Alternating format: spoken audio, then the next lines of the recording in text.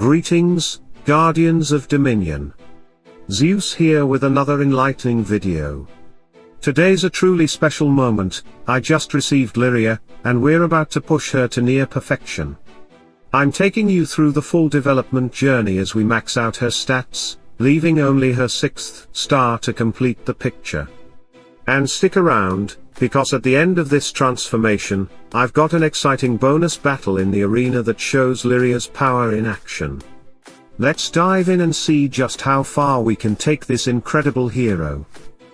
I was preparing for Lyria's arrival long before she officially dropped, especially during the Folio event. My goal was simple: have enough resources ready so I could fully develop her right away and put her to the test in the arena. I stocked up on almost everything, but I have to admit, I missed one important thing: skill points. When I started leveling her up, I realized I didn't have enough saved, so I had to spend some emeralds to max her skills. It was a little setback, but totally worth it for the sake of this video and testing. I began Lyria's build process by using experience potions to push her to the maximum hero level of 130. This is always the foundation because without hitting max level, you can't unlock or fully level up the rest of her abilities. Once she hit 130, I jumped right into upgrading her skills. Here's how her skill leveling works. Her first 2 skills can be upgraded all the way to level 130, which matches her hero level. The 3rd skill, however, caps at level 110, and her 4th skill maxes out at level 90. This is pretty typical for most heroes. Not all skills go to the same level, so you have to pay attention while upgrading. Once her skills were handled, I moved on to gearing her up. When it came to her items, I was in pretty good shape. I had almost everything ready in my inventory, thanks to months of preparation. But of course, there's always one piece that slips through the cracks, in this case, her final item. Luckily, I was able to pull it from a red equipment chest I had stored, which saved me from farming or spending additional resources. After finishing her items, I moved on to her skins. At the moment, Lyria only has her default skin available, so there wasn't much to upgrade just yet. However, it's already been announced that she will be getting a physical attack skin, which will likely become available during her upcoming adventure event. It's not live in the game yet, but once it's released, I'll definitely cover it in a future video.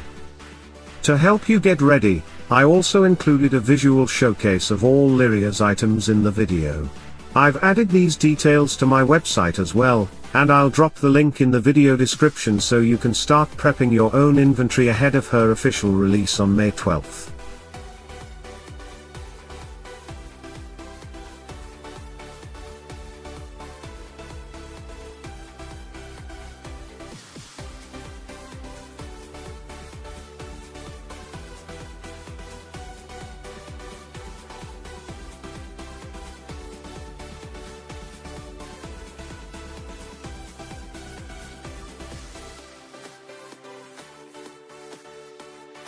Next came the glyphs. As a player with around 5 years of experience, I've been fortunate to build up a strong inventory of enchantment runes. Since all my other heroes already have maxed glyphs, it was no problem to instantly max Lyria's as well. For those wondering, her 5 glyph stats are strength, physical attack, armor, health, and magic defense, a solid spread that balances offense, defense, and survivability. Moving into the gift of the elements, this was another area where preparation paid off. With the recent expansion in Titan levels, I've accumulated a large number of sparks of power. This made it easy to fully max out Lyria's gift of the elements without grinding or waiting, which is usually a bottleneck for new heroes. Artifacts were next, and this is where things got a little more demanding. Lyria's first artifact, the Khopesh of the Speaker with the Dead, is particularly interesting because it provides bonus armor penetration to the entire team for 9 seconds. Since this artifact is unique to Lyria, I had to purchase it with artifact coins from the shop. Fortunately, I already had the other two artifacts sitting in my inventory, which saved time.